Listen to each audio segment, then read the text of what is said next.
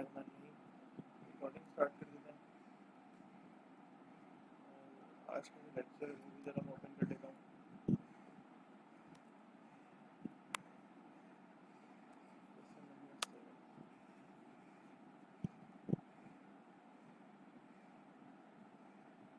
एक मिनट ज़रा देना। इसको लेसन नंबर 7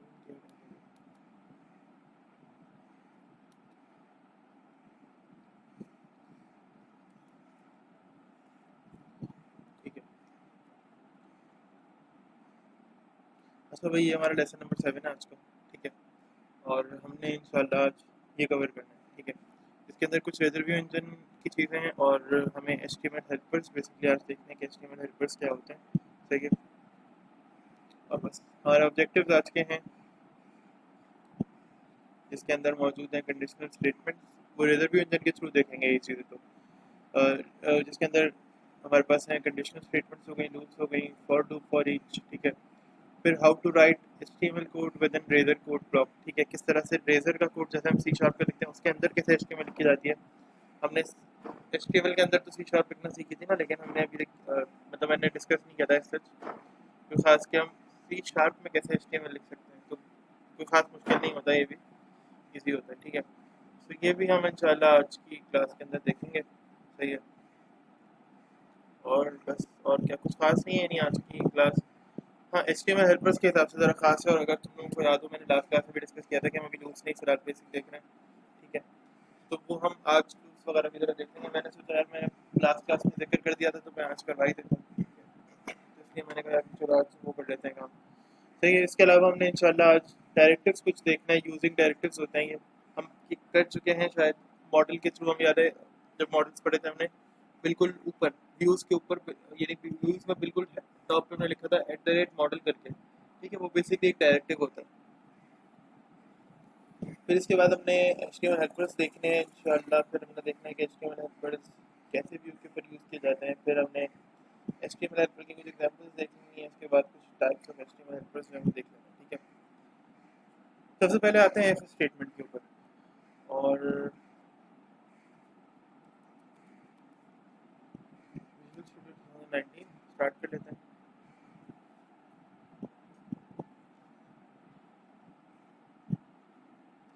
और एक अदर प्रोजेक्ट क्रिएट कर लेते हैं। अच्छा यार, अब मे भी अगर जूम डिस्कनेक्ट हो रहा होगा ना, तो मैं शायद अभी, अगर आप लोग शायद डिस्कनेक्ट हो गए होगी, तो मैं मे भी फ्यूचर के अंदर इसको recording as a recording upload कर दूँ। और आप लोगों को थोड़ी सी प्रॉब्लम होगी कि आप लोगों को लेक्चर एज ए रिकॉर्डिंग देखना पड़ेगा। लेकिन मैं बिल्कुल भी अभी ये नहीं कर सकता कि मैं लाइव कर दूँ, क्योंकि इंटरनेट बहुत ज़्यादा प्रॉब्लम कर रहा है। Try my best. अच्छा यार, मैं तुम लोगों से ये कह रहा हूँ कि मे बी ऐसा हो सकता है कि जो ये लाइव सेशन है ना, ये मुस्तकिल कंटिन्यू ना रह पाए, क्योंकि इंटरनेट बहुत प्रॉब्लम कर रहा है। अभी सुबह की क्लास भी बड़ी डिस्टर्बेंस के साथ हुई है मेरी। अभी सिनेरियो कुछ ऐसा है कि आज सैटरडे है, वरना मैं एपटेक चला जाता। तो मैं एपटेक से क्लास ले लेता, तो वहाँ पे इंटरनेट का इशू आमतौर पर होता नहीं है। लेकिन आजकल वहाँ पे भी इलेक्ट्रिसिटी यानी लाइट का काफ़ी ज़्यादा इशू हो रहा है। देखते हैं इंटरनेट की स्पीड दूसरे कनेक्शन में क्या आ रही है।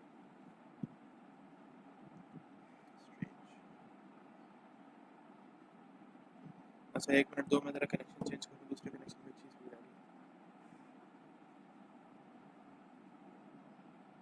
सही यार, मेरे फ़ोन में ना इस कनेक्शन के ऊपर 10 MB स्पीड आ रही है, जो मैं यूज़ कर रहा हूँ अयान वाला। ठीक है। 10 MB स्पीड आ रही है, but I don't know why तुम लोगों के पास, यानी मेरे लैपटॉप में क्यों इतनी स्पीड नहीं आ रही है।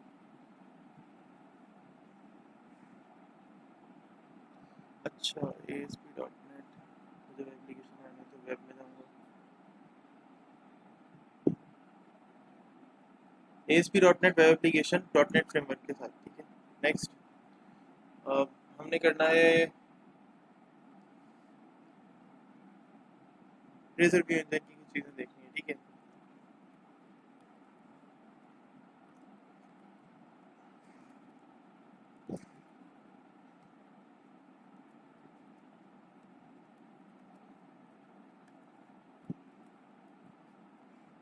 लेवल 2 1 ठीक है। सिंपल एमवीसी का प्रोजेक्ट बनेगा। अच्छा, मैं एक प्रोजेक्ट में रिजर्व इंजन को डिस्कस करूंगा और एक प्रोजेक्ट के अंदर मैं HTML हेल्पर्स को सेपरेट सेपरेट रखूंगा। ताकि तुम लोगों को डिफरेंस करने में ना आसानी हो, बहुत ज़्यादा मुश्किल ना हो, ठीक है। इसलिए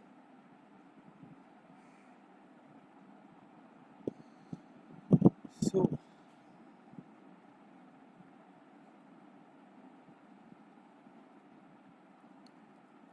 अच्छा यार, एक और बात, सर मैं तुम्हें बताने के लिए और बलवान तुम्हें बताने के लिए भी कि मंडे को ना, मंडे या ट्यूसडे को तुम लोगों का विजन का रिव्यू है, ठीक है। तो ट्यूसडे को यकीनन जो तुम्हारी क्लास का टाइम है उस पर तुम्हारा विजन का रिव्यू होगा, सही है।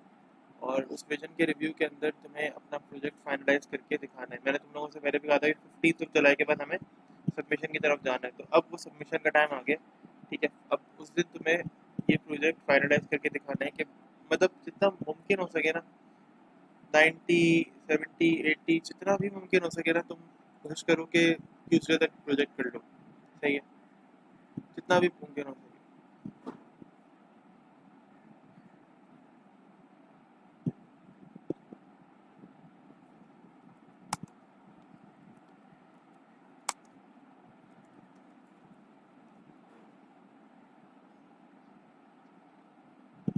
चलो ये बहुत अच्छी बात है, बहुत अच्छी बात है, गुड। तुम अकेले कर रहे हो काम? चलो, तुम्हारे ग्रुप में कौन कौन है? परवान तुम बिल्कुल भी यार नहीं आ रहे हो, ठीक है। तुम ना प्रोजेक्ट के अंदर हिस्सा ले रहे हो ना तुम क्लासेस में आ रहे हो। एपटेक में भी ये लोग फिर भी 2-3 मरतबा आ चुके हैं, अभी लास्ट वीक तो कोई भी नहीं आया था तुम्हारी क्लास से, लेकिन फिर भी ये लोग असद और सर में दोबारा फिर भी 2-3 चक्कर लगा चुके हैं। अब्दुल वासिफ भी फिर एक क्लास में आ गया था, तुम भी चलो एक ही क्लास में आए, तुम अब्दुल वासिफ एक ही क्लास में ही आए हो, ठीक है। तो कोशिश करो कि ज़रा कभी कभी सेंटर चक्कर लगा लिया करो और ज़रा सा प्रोजेक्ट के बारे में भी डिस्कस कर लिया करो कि भाई क्या काम करना है क्या नहीं करना। क्योंकि यार देखो, प्रोजेक्ट सिंपल वेब डिज़ाइनिंग के ऊपर था, ऐसा ये नहीं है कि बहुत ज़्यादा मुश्किल था, मतलब बहुत ज़्यादा मुश्किल टेक्नोलॉजी नहीं थी, नया कुछ नहीं था। वही बूटस्ट्रैप का ही टेम्पलेट था, यानी बूटस्ट्रैप के थ्रू ही डिज़ाइनिंग करनी थी।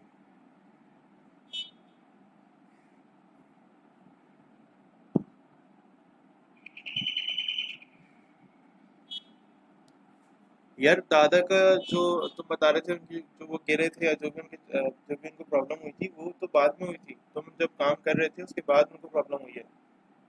मैंने तुम्हारा मैसेज देखा है, तुमने जब बताया था ना कि उस दिन आई थिंक तुम्हें सेंटर आना था, क्लास का कोई सीन था, तुमने कहा था कि दादा की शायद आई थिंक गिर गए थे, कोई कुछ मसला हुआ था, तुमने कहा था उनकी तबीयत खराब है तो उनको हॉस्पिटल लेके जा रहा हूँ, तो वो बाद में हुआ था, उससे पहले की बात कर रहा हूँ मैं।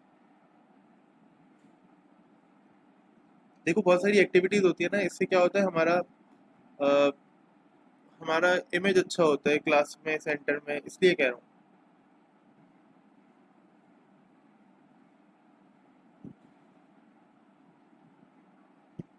बस मैं ये बता रहा हूँ यार कि देखो, अब इंसान का ना इमेज अच्छा होता है, उसकी बात अच्छी होती है कि हाँ यार मैं कम से कम इंटरेस्ट ले रहा हूँ, सबको पता होना चाहिए मैं इंटरेस्ट ले रहा हूँ और मतलब मैं मुझे काम करना है।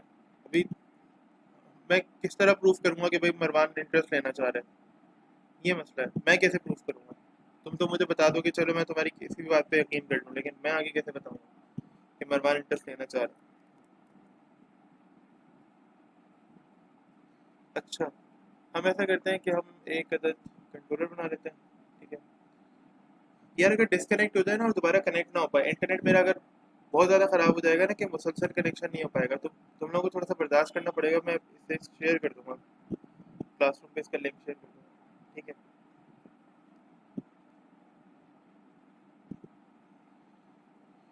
और बाकी अटेंडेंस मैंने मार्क कर दी है, तो ये है कि अब जो भी आएगा, आई थिंक हम 2-3 लोग ही हैं, तो बस जो भी आएगा उसको छोड़ दो, अटेंडेंस अटेंडेंस मार्क नहीं करूँगा, बिकॉज काफ़ी देर हो गई है, 11:25 हो रहे हैं, ठीक है। हमने एक अदद एक्शन कंट्रोलर बना लिया, उसके अंदर क्या बना हुआ है, एक अदद हमारे पास एक्शन मेथड बना हुआ है, ठीक है। मैं फिलहाल अभी एक्शन मेथड के साथ कुछ भी नहीं कर रहा, मैं एक अदद यहाँ पे व्यू ऐड कर रहा हूँ, और सिंपल व्यू है, लेआउट यूज़ नहीं करना मुझे, ऐड कर दो, कुछ भी नहीं छेड़ो, बस सिंपल व्यू ऐड कर दो, ठीक है। ये मेरा व्यू ऐड हो गया। अच्छा, इसमें से भी चाहो तो ये सब चीज़ें हटा दो, ये देखो ये एट द रेट, ये रेजर इंडेक्स यहाँ पे यूज़ हुआ हुआ है, सब हटा दो, ठीक है। अब रेजर इंडेक्स में वो हमें यूज़ करना था इफ स्टेटमेंट, तो कैसे यूज़ करेंगे? बहुत आसान, यहाँ पर आते हैं डिफ में, ठीक है। बॉडी में डिफ बनी हुई थी, हमने क्या किया, हमने एक अदद ये एट द रेट के साथ। अब मुझे इफ कैसे लिखना है, मैंने यहाँ पे अपनी स्लाइड्स में देखा था कि इफ एट द रेट लिखो और फिर इफ की कंडीशन बना दो तो पूरा एट द रेट ना इफ के ऊपर अप्लाई हो जाएगा, ठीक है, इस तरह से, ठीक है। तो क्या ऐसा पॉसिबल है, ऐसा हो सकता है? बिल्कुल ऐसा हो सकता है। इससे पहले मैं एक ऐसा डॉट इफ बना लेता हूँ और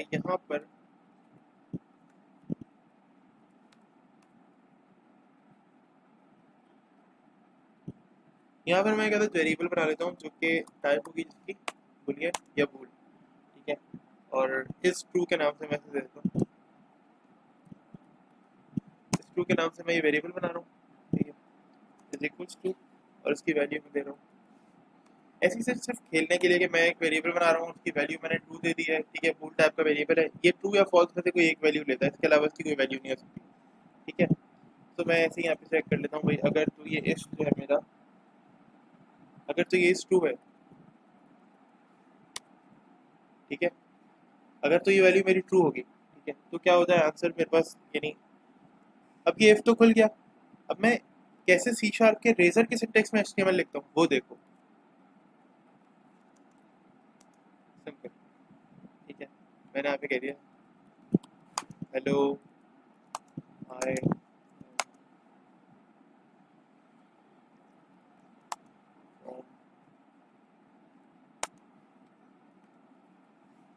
I am index from, I am index from home controller, ठीक है। तो मैंने इसको कह दिया कि भाई, और आई एम आई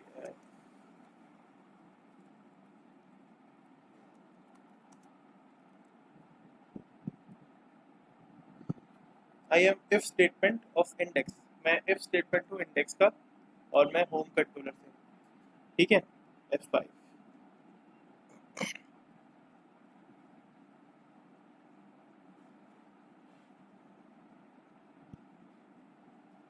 छोटी छोटी एग्जाम्पल्स, जाहिर है इसका मतलब है क्या, जहाँ पे मैंने वो बुलियन टाइप का वेरिएबल लिया है वहाँ पे कोई भी और वेरिएबल ले सकते हो, ठीक है, उसका कुछ और भी कर सकते हो।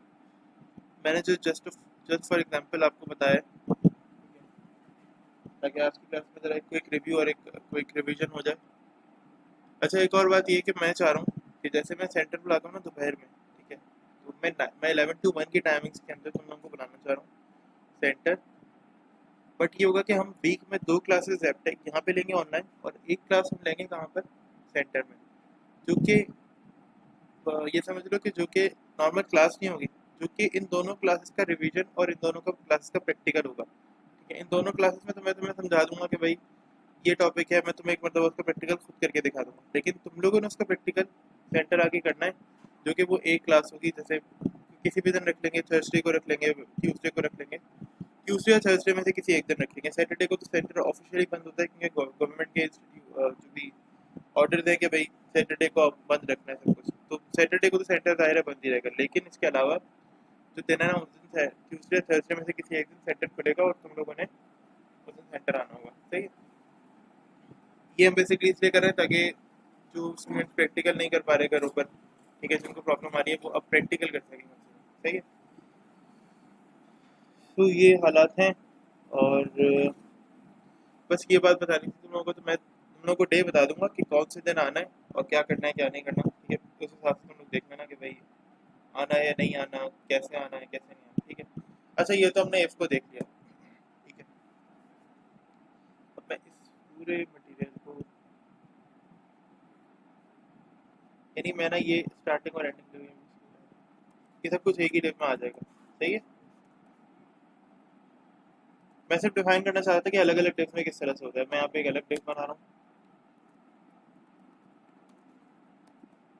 ठीक है, और मैं यहाँ पर लेट से अभी ये चेंज कर रहा हूँ कोड अपना, मैं लेट से अभी ऊपर वाली एग्जांपल को ही ट्राई कर रहा हूँ, बट तुम लोगों ने टीचर के साथ देखा, वो भूल के साथ देखा, मैं अब तुम्हें टीचर के साथ दिखा देता हूँ, ठीक है।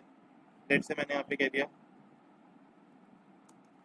इंट, और मैंने कह दिया कि माई वेरिएबल, माई वार कर देते हैं इसे, वेरिएबल की शॉर्ट फॉर्म,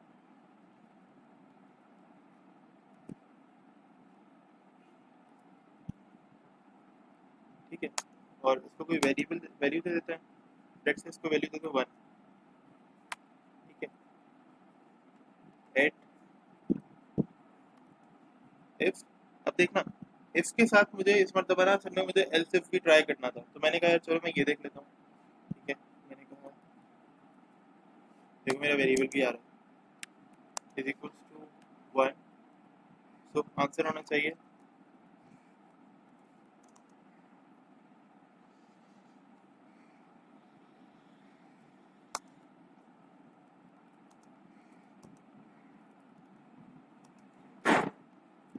वैल्यू इज 1, ठीक है। और अब मुझे यहाँ पे एल्स इफ लगाना है, तो कैसे करूँगा? एल्स इफ, बस की एल्स इफ लग गया। क्या ये चल जाएगा? कोई मुझे बता सकता है क्या ये चल जाएगा?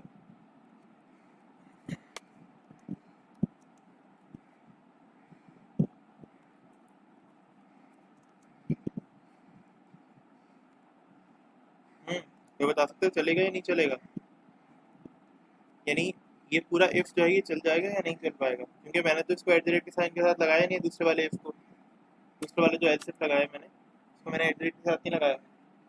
तो ये चलना चाहिए ये कोड या नहीं चलना चाहिए? अगर मैं वेरिएबल की वैल्यू यहाँ 2 कर दूँ तो देखो क्या चलता है। 1 पे तो सबको पता है ना एट द रेट के साथ लगा हुआ है तो चल ही जाएगा। 2 पे क्या होता है? F5।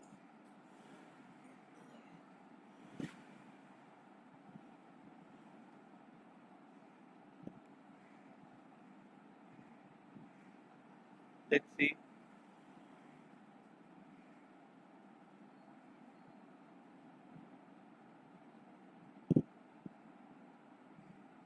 तो देखो इसने क्या कहा, दी वैल्यू इज 2। इसका मतलब है यकीनन इसने ये चल गया और इसने वैल्यू को यहाँ पे टैप कर दिया। इसका मतलब क्या है कि अगर आप एक इफ यूज करो ना, अगर आपने उसके साथ में एल्स इफ यूज करना है तो ये पूरा एक ही होगा ना, ये पूरा एक ही होगा। तो आप बस एक जगह पे एट द रेट का साइन लगाओगे, और अगर आप एल्स इफ यूज करो तो डायरेक्टली आप इस ब्रैकेट के बाद एल्स इफ लिख के स्टार्ट कर दो। क्योंकि हम यहाँ पे डिस्कस करते हैं ना, पहले भी हमने बताया था कि यहाँ पे टर्मिनेटर क्यों नहीं होता, क्योंकि यहाँ पे ये एंड नहीं हुई होती, ठीक है। यहाँ पे ये एंड नहीं हुई, यहाँ से इसने एल्स इफ को कनेक्ट कर लिया, और एल्स इफ कहाँ खत्म हुआ? यहाँ खत्म हुआ, सही है। और मे भी यहाँ पर एल्स आ जाए तो इसलिए यहाँ पे भी टर्मिनेटर लगता नहीं है आमतौर पर, ठीक है।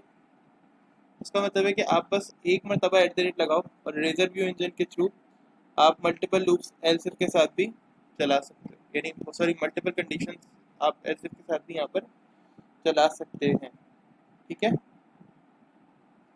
यहाँ तक कोई प्रॉब्लम है तो बताओ। हमने क्या क्या कर लिया? जाते हैं जरा अपने लेक्चर के साथ। इफ देख लिया और अब फॉर लूप की तरफ चलते हैं। एक और डिव ऐड कर लेते हैं। मैं फिलहाल व्यू दूसरा ऐड नहीं कर रहा, मैं इसी डिफ के अंदर करना चाह रहा हूँ।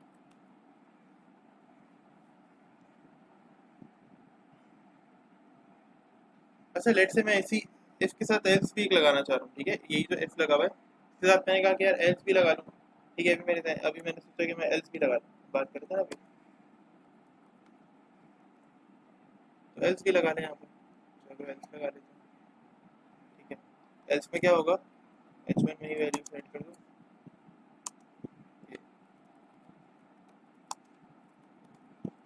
वालेकुम अस्सलाम, बड़ी जल्दी आ गए।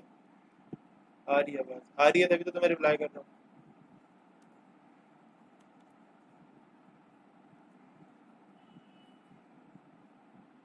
हाँ बुध को टेस्ट है ना यार। अभी रुक जाओ, अभी ये क्लास का काम करते हैं, इसके बाद फिर टेस्ट को डिस्कस करते हैं।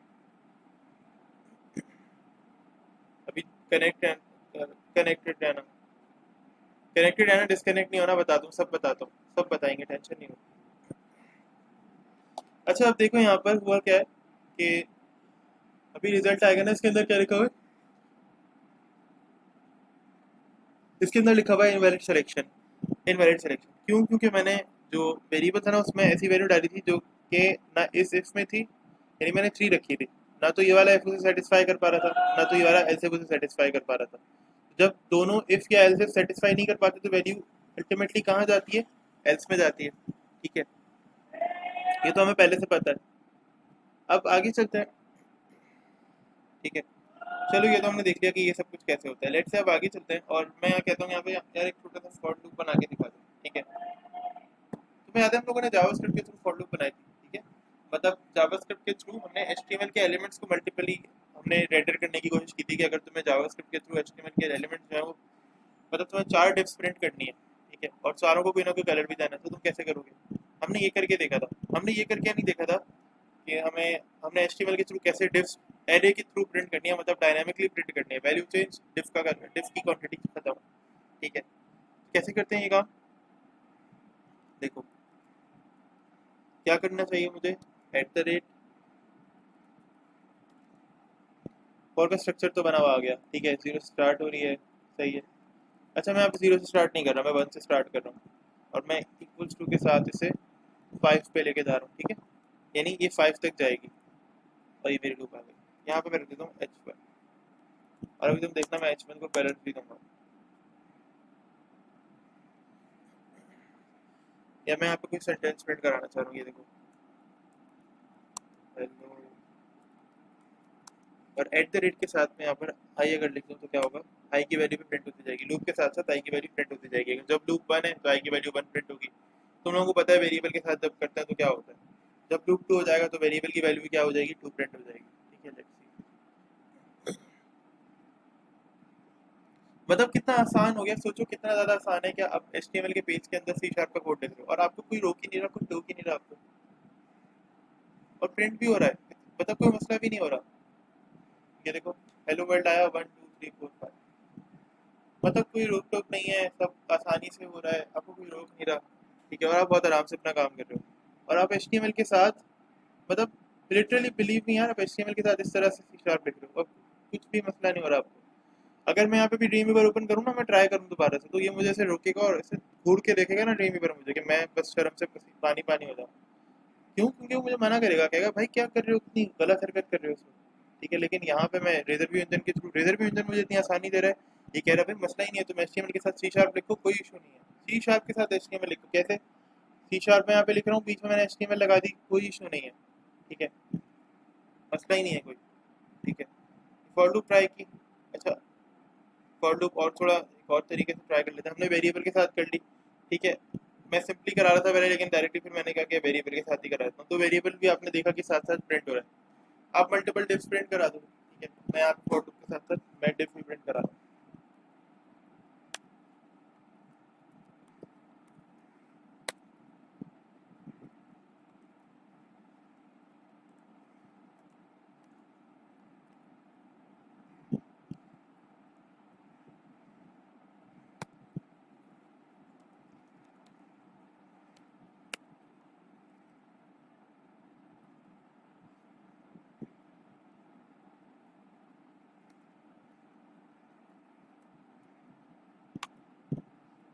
ठीक है, ये देखो, ये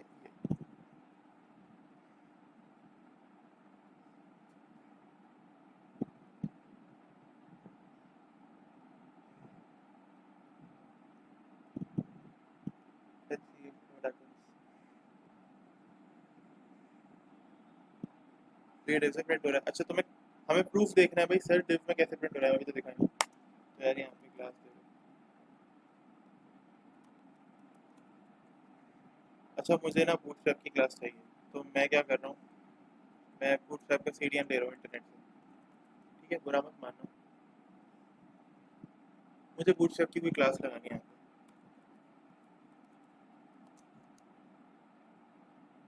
तो बूटस्ट्रैप को सीडीएन, बूटस्ट्रैप की वेबसाइट पर आ जाना चाहिए भाई।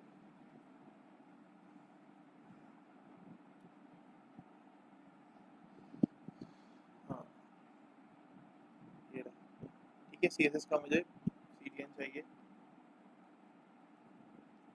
तो कॉपी हो गया, ठीक है। मैं स्टार्टिंग में यहाँ पर हेड का जो मेरा प्यारा सा टैग होता है ना, यहाँ पर इसके अंदर दे देते हैं, ठीक है। और अब यहाँ पे ना एक अलग प्यारी सी क्लास यूज़ कर लेते हैं, जिनको ड्रॉन के नाम से या कंटेनर के नाम से यूज़ कर लेते हैं।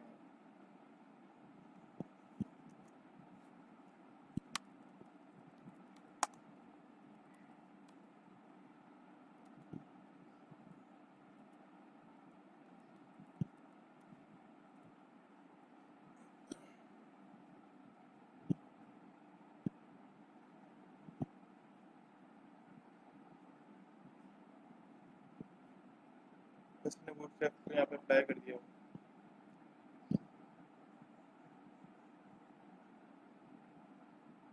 देखो मैंने क्लास दी तो उसने क्या किया, बूटस्ट्रैप को भी अप्लाई कर दिया।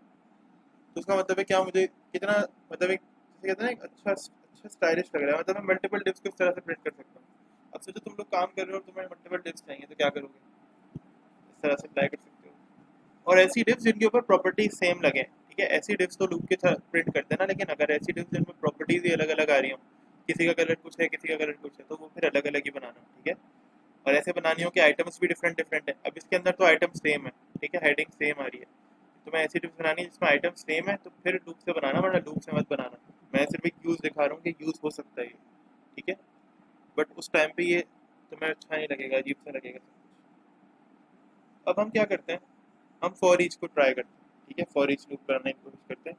और फिलहाल के लिए मैं ये जम्बोट्रॉन वाला जो सीन है ना, ये यहाँ से हटा रहा हूँ, या मैं ऐसा कर देता हूँ कि इसको मैं कमेंट करता हूँ, इसको तुम लोग अनकमेंट कर देना, ठीक है। और हमने कहा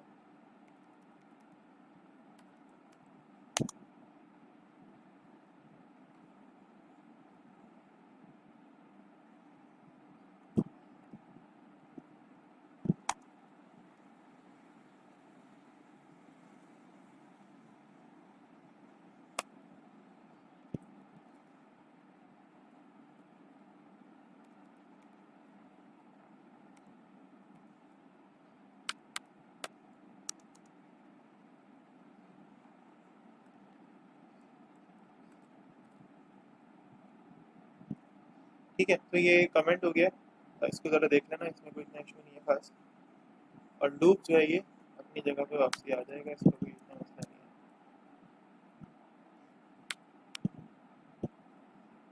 तो मैं यहाँ सेट कर देता हूँ,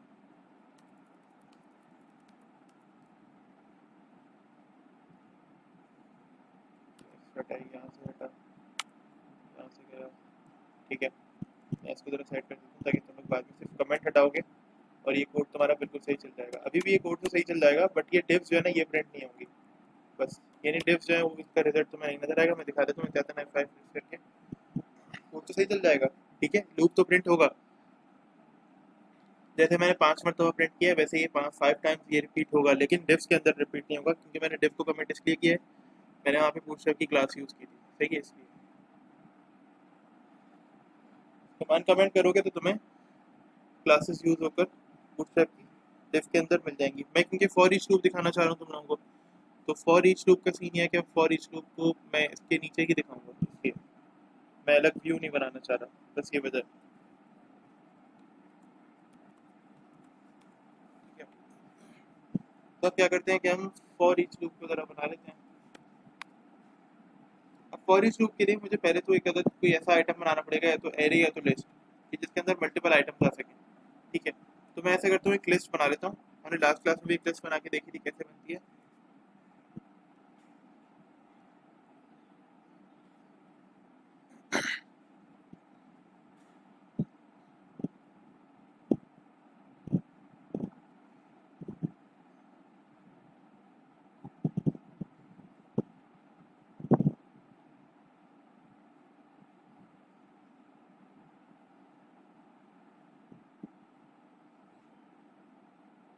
ठीक है, तो हमने लास्ट क्लास में भी एक लिस्ट वगैरह बना के देखी थी। हम आज की क्लास में भी क्या करते हैं कि एक लिस्ट बना के देखते हैं कि लिस्ट कैसे बनती है, ठीक है। और लिस्ट के लिए हमने क्या किया था, हमने लिखा, मैं इसे वेरिएबल में रखना चाह रहा हूँ एक बार, और मैंने कहा माई लिस्ट, ठीक है। मैंने क्या किया फिर, रिक्वेस्ट टू, तो मैं लिस्ट क्रिएट करने के लिए इस तरह लिखता हूँ लिस्ट, और देन हमें उसकी टाइप देनी है यहाँ पे, तो लिस्ट होगी एक इंटीजर टाइप की होगी, लेट्स से मैं आइटम मल्टीपल आइटम यहाँ पे ऐड करना चाह रहा हूँ, स्ट्रिंग टाइप की देना चाह रहा हूँ, मल्टीपल लोगों को नाम आने चाहिए यहाँ पे, ठीक है। जैसे अच्छा लगे वैसे दे लो, मसला नहीं है। मैं यहाँ पे लास्ट टाइम मैंने स्ट्रिंग की बनवाई थी, मैं यहाँ पे आज इंटीजर की बनवा रहा हूँ।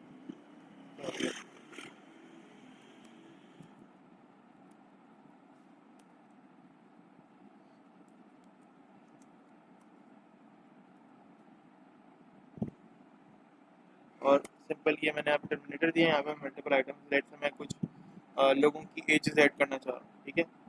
और बस मैं कुछ लोगों की क्या ऐड करना चाह रहा हूँ, लोगों की कुछ एजेस वगैरह ऐड करना चाह रहा हूँ, सही है। तो मैंने कहा भाई 21, 20,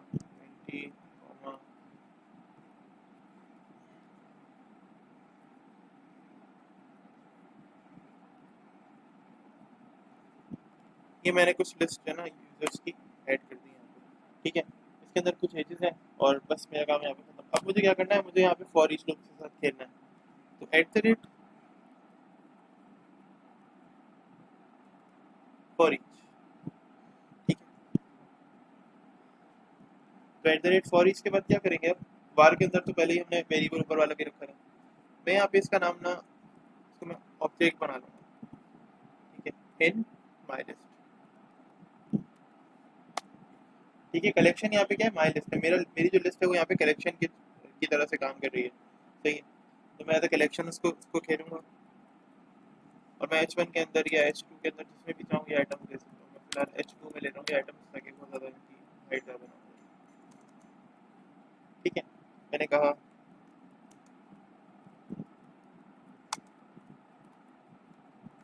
माई वैल्यूज आर, और मैंने एट द रेट किया ओ बी, क्या ये सही है? My values are O B, F5 press करते हैं, देखो क्या होता है। माई वैल्यूज आर के साथ ना उनके नंबर्स आने चाहिए जितनी भी मरतबा। अब फॉर ईच का फायदा ये होता है कि आप जितनी भी आइटम ऐड करो ऑटोमेटिकली उनको गेट करके और समझ जाती है कि भाई इतनी मरतबा लूप को प्रिंट होना है, सही है। तो फॉर ईच इस तरह से यूजफुल बहुत है। हमने जावास्क्रिप्ट में इसको ट्राई किया था, अभी आज यहाँ पे ट्राई किया, इससे पहले सी शार्प में भी ट्राई कर चुके हैं। तो यहाँ पे देखो डिफरेंट जितनी भी एजेस थी ना, जितनी भी मैंने प्रिंट की थी, तो सारी की सारी यहाँ पर अवेलेबल है मुझे, सही है। 27 तक मैंने दी थी, तो वहाँ पे भी 27 तक मुझे अवेलेबल हो गई थी, बहुत आसानी से मुझे नजर आ गई थी, सही है। अच्छा, लेट से तुम कुछ और ऐड करना चाह रहे हो, तुम मजीद आइटम्स ऐड करना चाह रहे हो, डिफरेंट स्टाइल से ऐड करना चाह रहे हो, ठीक है।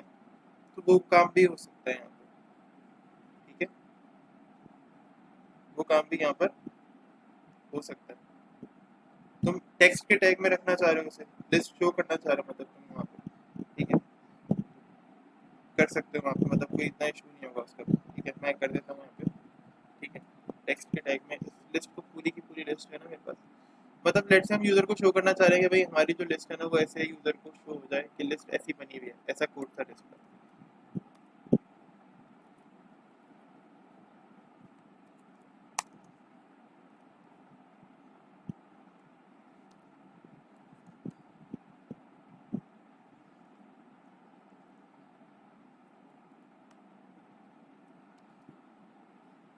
F5 देखते क्या होता है।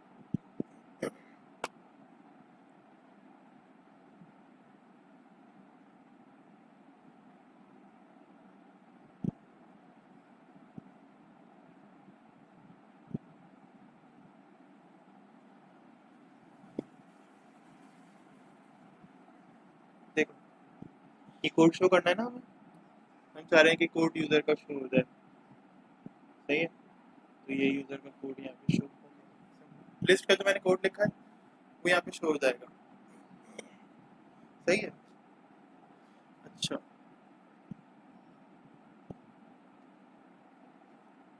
अच्छा, ये जो टेक्स्ट होता है ना, ये ऐसा टैग होता है HTML का कि इसके अंदर ये अगर आप लिखोगे ना, तो इसके अंदर फिर आप जो कोड लिखोगे वो आपको शो हो जाएगा, ठीक है। जैसे मैंने भी यहाँ पे कोड लिखा ना पूरा, उसूला नहीं होना चाहिए कि यहाँ पे मुझे लिस्ट बन के मिलनी चाहिए, लेकिन हुआ क्या, मुझे पूरा का पूरा कोड मिल गया कि कौन सा कोड है क्या नहीं है, वो सब कुछ मुझे यहाँ पे तो चल गया, ठीक है।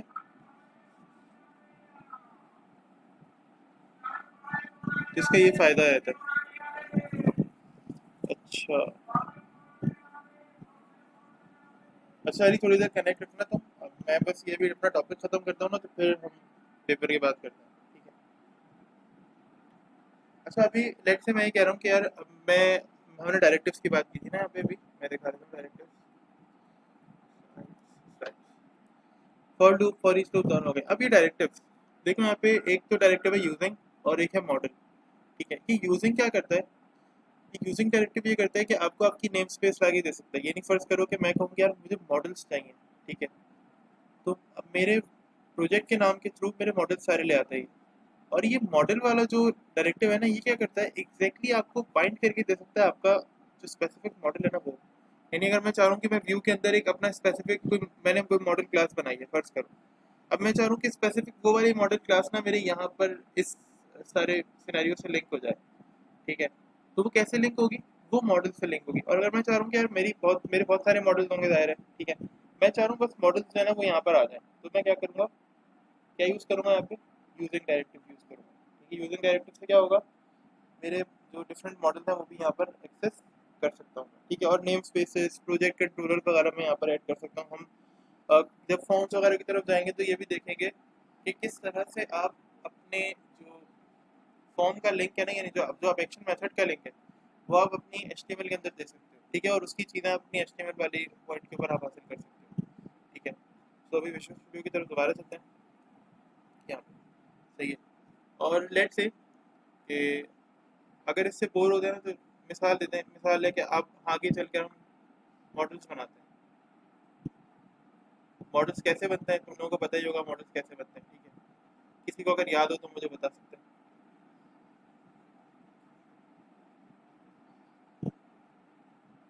किसी के ध्यान में है मॉडल्स कैसे बनते हैं? देखो, मॉडल्स बनते हैं मॉडल का फोल्डर। आपने जब मॉडल्स पढ़े थे तो मैंने बताया था मॉडल्स बनते हैं यहाँ से। ये दो व्यूज है, ठीक है, ये है मॉडल। तो मैंने मॉडल बनाना है अभी, मॉडल क्लास ऐड करेंगे, ठीक है। और क्लास का नाम आप कुछ भी दे सकते हो, ठीक है।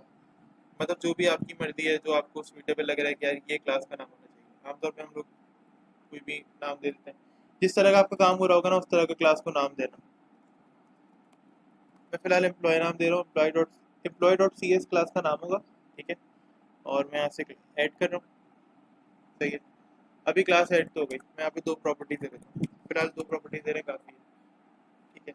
लेट्स से आईडी और नेम दे देते हैं, काफ़ी होगा।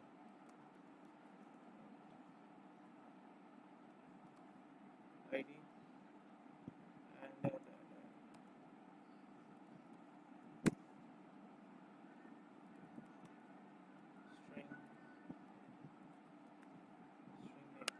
ठीक है। फिलहाल हमने बस ज़्यादा कुछ नहीं, ये दो चीज़ें यूज़ की। अच्छा, मैं अभी फिलहाल इसमें वैल्यू वैल्यू ऐड करके सच नहीं दिखाऊंगा। मैं सिर्फ इसे ये दिखाऊंगा कि तुम लोग इसे वहाँ पे मॉडल्स के अंदर यूज़ कैसे कर सकते हो। जब तुमने मॉडल बना लिया ना, ठीक है, ये यार ये एनोइंग साउंड है बहुत ज़्यादा, इसको इग्नोर करना, ठीक है। प्रोजेक्ट को बिल्ड करते हैं, जब भी नया मॉडल बनाओ ना तुम्हें इस मॉडल को मल्टीपल जगहों पे यूज़ करना है, तो एक मरतबा प्रोजेक्ट को बिल्ड कर लो, ठीक है। कंट्रोल शिफ्ट बी से, जैसे हम सी शार्प की क्लास को सी शार्प के अपने प्रोग्राम्स को बिल्ड करते थे, एग्जैक्टली वैसे ही यहाँ पे बिल्ड करेंगे, ठीक है। हमने बिल्ड कर लिया। अब सीन ये है कि आप क्या करो, अब यहाँ पर आता है मॉडल यूज़ करने के लिए। तो यूजिंग और मॉडल्स का क्या क्या चक्कर है सारा, यानी क्या होते क्या है, किस तरह से यूज़ कर सकते हो यहाँ पे। मिसाल है, मैं चाह रहा हूँ कि मैं मॉडल को यूज़ करके दिखाऊँ तुम लोगों को, ठीक है। तो मॉडल तो एग्जैक्टली पॉइंट देखो, मॉडल का क्या क्या सीन होता है। एट द रेट मैंने लिखा, मॉडल लिखा, मॉडल के बाद मैं क्या करूँगा, अपनी एप्लीकेशन का नाम। तो हम आज क्या पढ़ रहे हैं, रेजर व्यू, यही पढ़ रहे हैं हम। डॉट मॉडल डॉट एम्प्लॉय, ये तो हो गया मॉडल का यूज़ कि आप एग्जैक्टली क्या कर सकते हो, मॉडल को बाइंड कर सकते हो अपनी HTML वाले पेज से। अब मैं चाह रहा हूँ कि यूजिंग का दिखाऊँ, तो एट द रेट यूजिंग, ठीक है। और आप यूजिंग के थ्रू क्या कर सकते हो, मैंने एग्जैक्टली ये प्रोजेक्ट का नेम यहाँ से कॉपी किया, डॉट, और आप यहाँ से क्या कर सकते हो, मॉडल्स। अगर डॉट करोगे ना तो ये फिर मजीद एम्प्लॉयज़ तक नहीं जाता, ठीक है, यहीं पे आपको रोक देगा। तो यूजिंग से आप क्या कर सकते हो, अपने तमाम मॉडल्स को यहाँ पे बाइंड कर सकते हो। और मॉडल वाले जो डायरेक्टिव है इससे आप एग्जैक्टली बता सकते हो कि इन मॉडल्स के अंदर भी आपने कौन सा मॉडल जो है ना उसको बाइंड करना है, ठीक है। समझे मेरी बात, किसी एक को समझ में आई मेरी बात जो मैं कहना चाह रहा हूँ। अब मॉडल्स के अंदर हमने वो प्रॉपर्टीज देने वाली सारी वैल्यूज वगैरह देने वाला काम पहले भी किया था, तो हमें आज फिलहाल वो काम करने की ऐसे जरूरत नहीं है। हमें सिर्फ ये समझना है कि हम किस तरह से उसको एक्सेस कर सकते हैं, ठीक है। और अगर वैल्यू देनी भी है ना तो यही व्यू में एक दो बस वैल्यूज दे देते हैं, जो मैं यहाँ पर एंड में दे देता हूँ। एक अदद यहाँ पे डिव ऐड कर देता हूँ मैं इसे, ठीक है। और यहाँ पे मैं ऐसा करता हूँ कि मैं ऑब्जेक्ट बना लेता हूँ अपने एम्प्लॉय का। अच्छा, रेजर सिंटेक्स के थ्रू काम करेंगे, ठीक है। मैं एम्प्लॉय का ऑब्जेक्ट बना लेता हूँ, एम्प्लॉय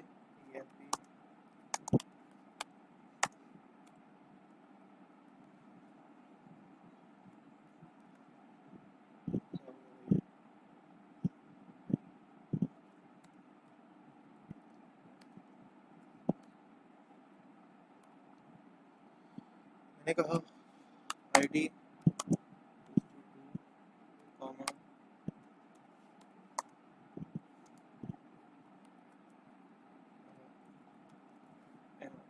ठीक है। तो मैंने यहाँ पर ID और नेम दे दिया। अब मैं चाहूँ तो नीचे कहीं प्रिंट करा, इसी डिव में मैं नीचे इसको प्रिंट करा देता हूँ, ठीक है। मैंने कहा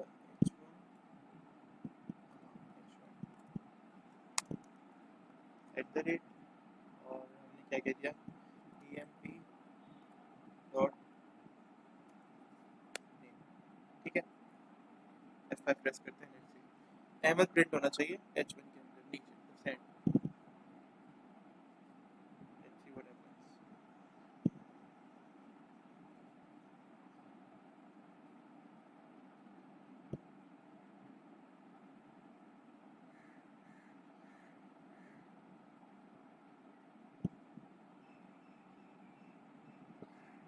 ये देखो, ये अहमद प्रिंट हो गया, सही है। यानी मैं अपने काम में सक्सेसफुल हो गया हूँ, मैंने जितना काम करना था वो मैंने कर दिया। अब हम चलते हैं आगे की तरफ, ठीक है। तो हमने मॉडल को यूज़ करके देख लिया, डायरेक्टिव्स के साथ यूज़ करके देख लिया, मॉडल के साथ यूज़ करके देख लिया, ठीक है। कोई इशू नहीं हो। अगर मैं यहाँ पे किसी एक चीज़ को मिटा दूँ ना, अभी यूजिंग को भी और मॉडल को भी, किसी भी एक चीज़ को मिटा दूँ तो कोई इशू नहीं आएगा, कोई भी प्रॉब्लम नहीं आएगी, सही है। और मुझे कोई एरर शो नहीं होगा, कोई बग नहीं आएगा, कोई इशू नहीं आएगा मुझे, सही है। मैं दिखा देता हूँ क्या था। मैं यहाँ से रिमूव कर देता हूँ हेड से, मैं यहाँ से इसको रिमूव कर देता हूँ और बिल्कुल बॉटम पे आता है। कुछ लम्हों के लिए आएगा एरर, ठीक है, लेकिन ये जैसे थोड़ा सा वो होगा ना, क्या कहते हैं, अ, थोड़ा सा बिल्ट होगा तो ये एरर भी चला जाएगा, ठीक है। तो ये समझने का तरीका है कि ये सब कुछ टेम्परेरी, अभी यहाँ पर एरर आएगा, ये एरर चला जाएगा। हम आगे यूज करके देखेंगे इवन कि आप सिर्फ और सिर्फ मॉडल के थ्रू डाटा यूज कर रहे होते हैं, आमतौर पे आपने दूसरी तरफ देखा ही नहीं होता, ठीक है। तो तब क्या होगा, तब भी कोई प्रॉब्लम नहीं आएगी। अच्छा, अब ये तो हमारा रिजर्व इंजन हो गया, काफ़ी ज़्यादा हमने एग्जाम्पल्स देखी रिजर्व इंजन के अंदर, लास्ट क्लास के अंदर काफ़ी चीज़ें देखी, ठीक है। फिर जो मटेरियल हमारे पास रह गया था वो हमने आज क्लास के अंदर कवर किया, सही है। अब मजीद ऐसा करते हैं कि हम कुछ यहाँ पे कुछ नेम्स जहन में आए थे मेरे, जब मैं ये स्लाइड्स बना रहा था तो कुछ नेम्स आए थे जहन में, ठीक है। ये कुछ रिजर्व इंजन है जो डिफरेंट फ्रेमवर्क के साथ काम करते हैं।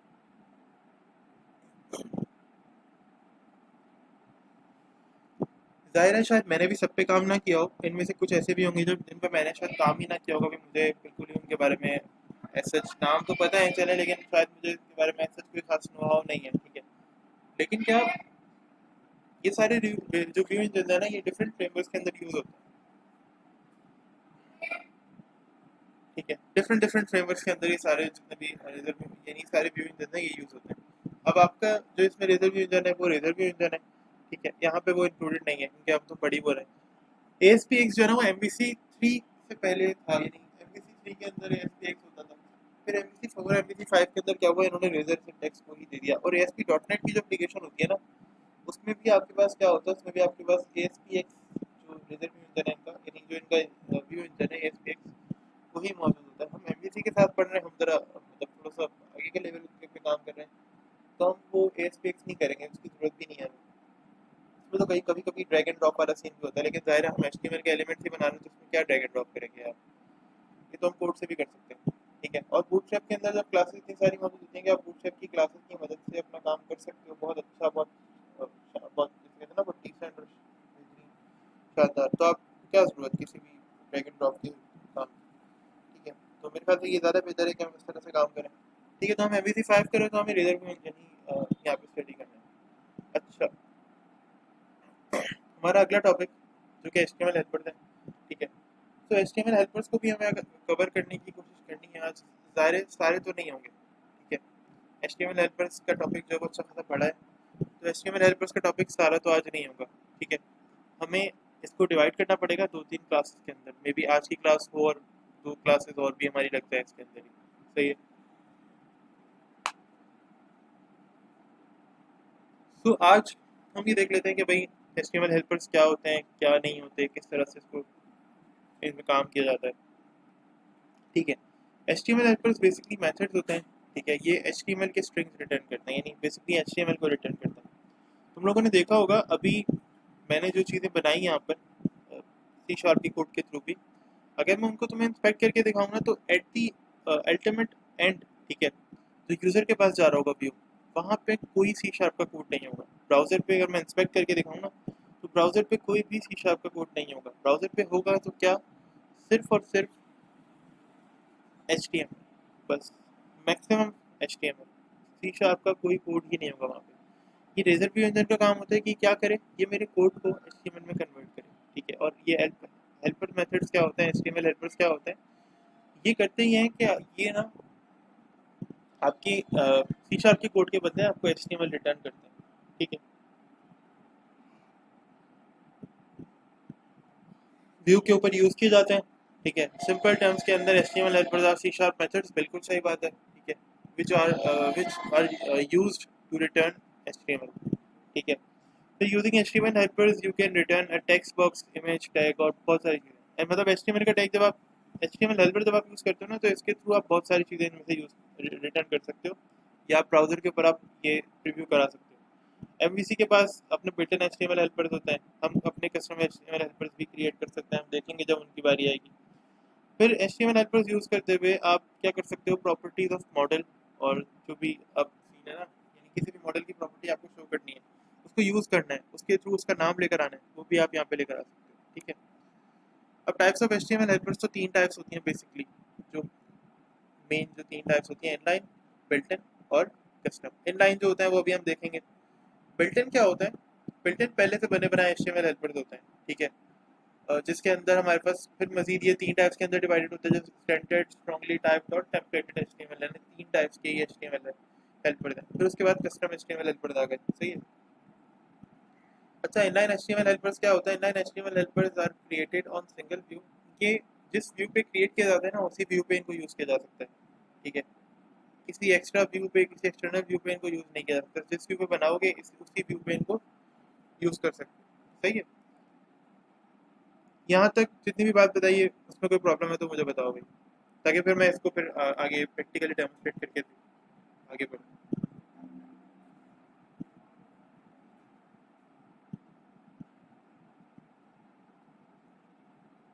हाँ जी, यहाँ तक जितना बताया इसको फिर मुझे बताओ, ताकि फिर मैं आगे इसको डिस्कस कर सकूँ।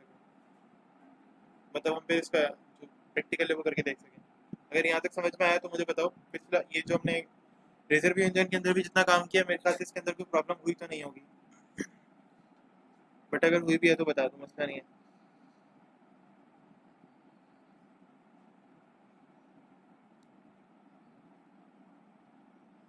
यार इसको पेपर के बारे में बताने बुलाया था।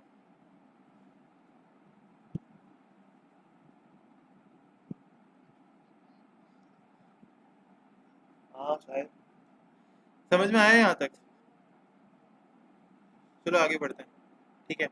मैं एक न्यू प्रोजेक्ट क्रिएट कर रहा हूँ, मैं इस प्रोजेक्ट में काम नहीं कर रहा, ठीक है, क्योंकि फिर कंफ्यूजन वगैरह ना क्रिएट हो, इसलिए मैं इसको यहाँ पे Ctrl+S सेव कर रहा हूँ, और मैं इस प्रोजेक्ट को हमारे आज के लेक्चर वाले फोल्डर में सेव भी कर रहा हूँ, इसी प्रोजेक्ट को।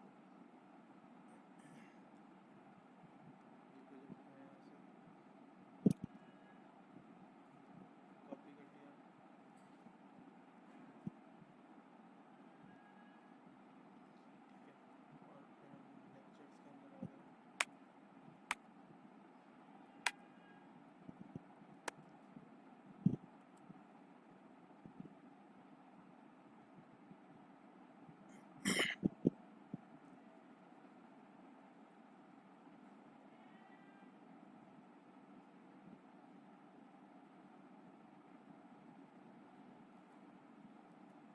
ठीक है। और मैं यहाँ से न्यू प्रोजेक्ट क्रिएट कर रहा हूँ, न्यू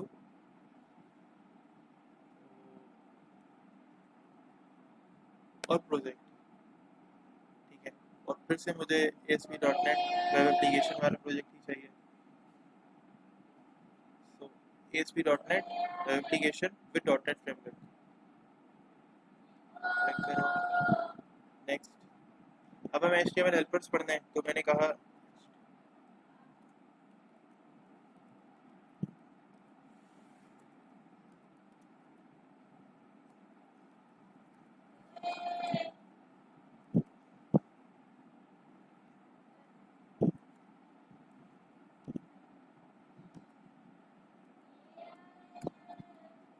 ठीक है, हमें HTML हेल्पर्स तो पढ़ने हैं, और HTML हेल्पर्स के अंदर हम आज क्या पढ़ रहे हैं, इनलाइन। तो मैंने प्रोजेक्ट का नाम इसी हिसाब से रखा है ताकि बाद में कंफ्यूजन ना हो।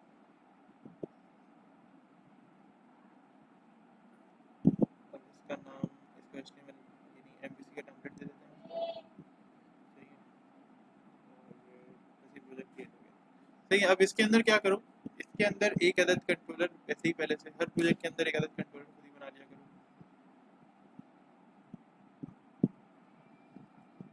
होम कंट्रोलर मैंने यहाँ पे ऐड कर दिया, या लाइंस क्रिएट, लाइंस नहीं बनाए, जो भी बना रही है।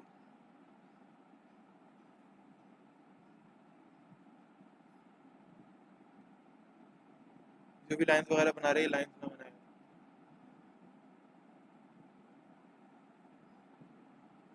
ठीक है। तो ये एक्शन मेथड तो बन गया। अब इसका क्या करूँ, इसका एक अदद व्यू बना लो, ऐड व्यू, ठीक है, चेक बॉक्स हट गया,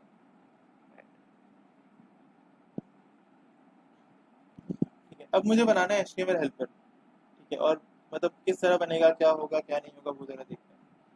तो मैं कह रहा हूँ कि मैं HTML हेल्पर ऐसा बनाऊँ कि जो एक लिस्ट को रिटर्न कर दे मैं सारा, ठीक है। और जिसके अंदर मल्टीपल आइटम्स आ जाए, एक स्ट्रिंग ऐसा बनेगा, ठीक है। यानी फर्स्ट करो एक एरे टाइप का एलिमेंट बन जाएगा, स्ट्रिंग ऐसा बनेगा जिसके अंदर मल्टीपल आइटम्स आ जाए, सही है। तो हम बना लेते हैं बॉडी में ही। मैं यहाँ पे पहले तो मैं क्या करता हूँ, वो लिस्ट बना देता हूँ। तो किस तरह बनेगी,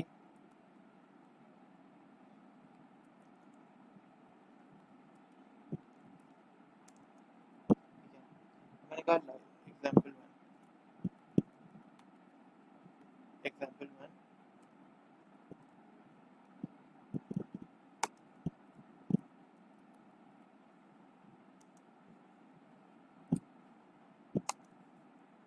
ठीक है। और इसके अंदर हम क्या करते हैं, इसके ऊपर मैं यहाँ पे @ ठीक है। और मैंने कहा कि लेट्स से माई लिस्ट दे दो या माई लिस्ट हेल्पर दे दो, मैं इसका नाम दे रहा हूँ माई लिस्ट हेल्पर, ठीक है।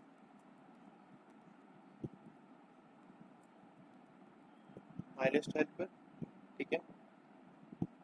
और इसको मैं एज स्ट्रिंग बनाऊंगा, ठीक है। तो मैंने लिखा स्ट्रिंग। और अब क्या करो कि आपने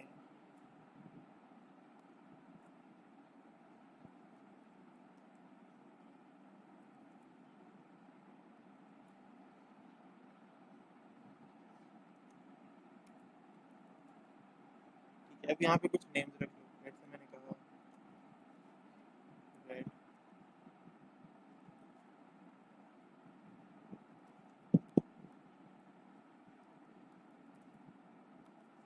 येलो,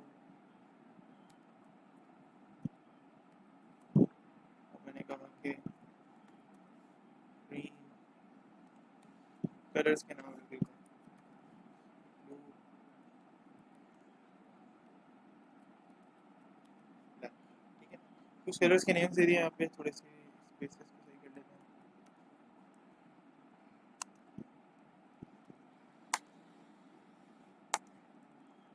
मिस्टेक नहीं है, बस मैं चाह रहा हूँ थोड़ा सा ये लुक इसकी अच्छी सी है, मेरे कोड की भी लुक जरा सा साफ सुथरी सी अच्छी सी है, ठीक है। नाउ अब क्या करते हैं, अब देखो यहाँ पे क्या हो रहा है, एक अदद एरर आ रहा है मेरे पास, ठीक है। और ये एरर किस चीज़ का है, ये एरर इस चीज़ का है कि यार क्या फ़ायदा, इसको यूज़ तो कहीं किया नहीं है, ठीक है। तो वैसा करते हैं कि इसको यूज़ कर लेते हैं, यूज कैसे होगी ये यूज होगा इस तरह से @ हेल्पर और हेल्पर कौन सा होगा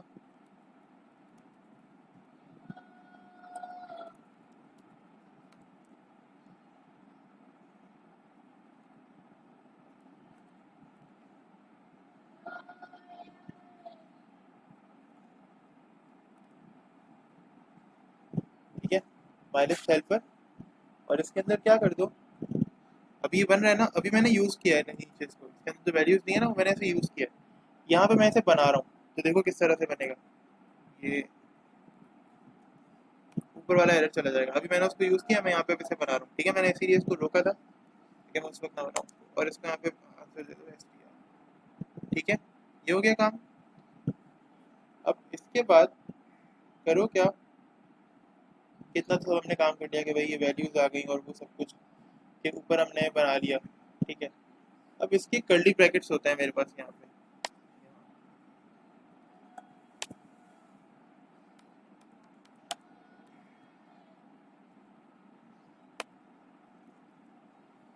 ठीक है और मैं यहाँ पे इसके अंदर इसको एज ए यूएल यूज करना चाह रहा हूँ ठीक है और यूएल के अंदर मैं क्या देना चाह रहा हूँ मैं देना चाह रहा हूँ देखो ऊपर वाले एरर्स चले गए सारे क्यों चले गए सारे एरर्स क्योंकि मैंने वो जो मेरा काम था मैंने बनाने वाला जो काम था ना लूप के मैंने जो बनाने वाला काम था लिस्ट का वो अभी मैंने यहाँ पूरा कर दिया ठीक है तो आइटम ठीक है और आइटम के बाद क्या करना है कलेक्शन के अंदर क्या दोगे STR दोगे कलेक्शन का नाम है STR ही है ठीक है और इसके अंदर सिंपली किसी भी LI के अंदर ना ज़ाहिर है मैं LI यूज़ करूँगा यहाँ पे LI के अंदर यहाँ पे दे दो आइटम ठीक है और F5 लेट्स सी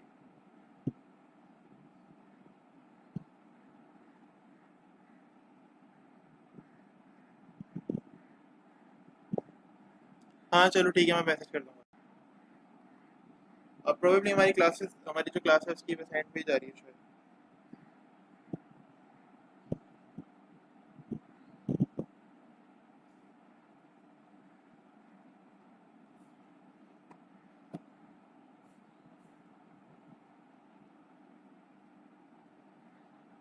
चलो मैं देखता हूँ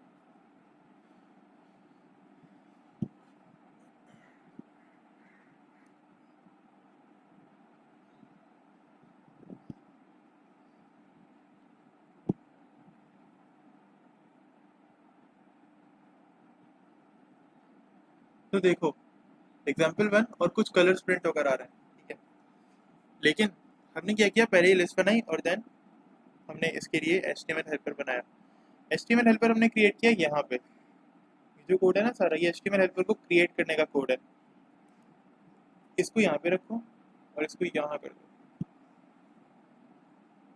मैं इसको अलग से में बना रहा हूँ अब मैंने एक मरतबा हेल्पर बना लिया और वहाँ से नीचे यूज करूँगा अब तुम्हें मल्टीपल एग्जाम्पल्स बनानी है तो मल्टीपल एग्जाम्पल्स बना लो लेट से मुझे एक और एग्जाम्पल चाहिए जिसके अंदर ये देखो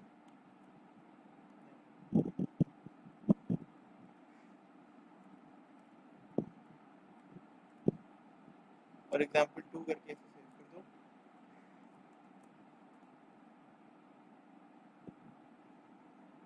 और यहाँ पे नेम्स दे दो ठीक है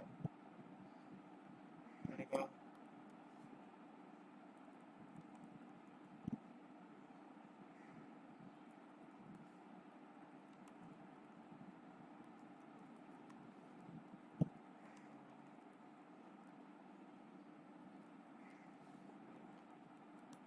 आ गया ठीक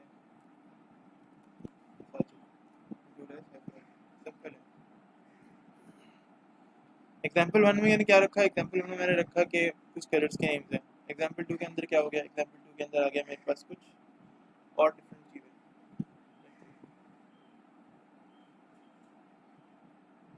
यहाँ तो ये एक एग्जाम्पल किया ना अभी हमने तुम लोग मल्टीपल एग्जाम्पल के साथ खेल सकते हो मतलब जैसे भी मैंने यहाँ किया है मैंने मल्टीपल एग्जाम्पल रखी और काम मल्टीपल एग्जाम्पल के साथ किया। तुम लोग भी सर से मल्टीपल एग्जाम्पल के साथ खेल सकते हो और उसके साथ यानी मल्टीपल तरह से चीज़ों के साथ काम कर सकते हो। सही है।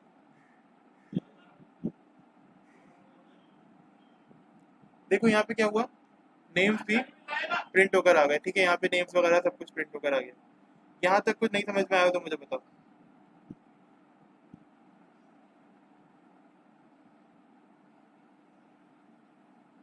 हाँ भाई, यहाँ तक कुछ नहीं समझ में आया तो मुझे बताओ।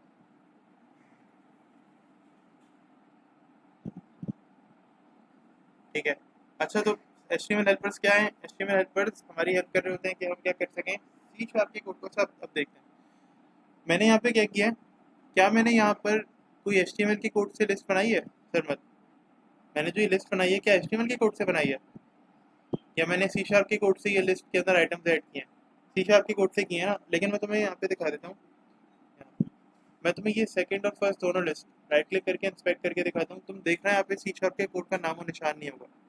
ये देखो, ऐसा लग रहा है यहाँ पे बहुत सारे एलाइज ऐड हुए हैं, बहुत सारे एलाइज होकर ऐड होकर और बस ये वाला कोड बन रहा है। ठीक है, और मैं अगर इसको थोड़ा सा आगे पीछे नेविगेट करूँ, मैं अगर ये कोड ओपन करूँ, ठीक है, तो ये एलाइज, और मैं अगर इस एलाई को ओपन करूँ सबको,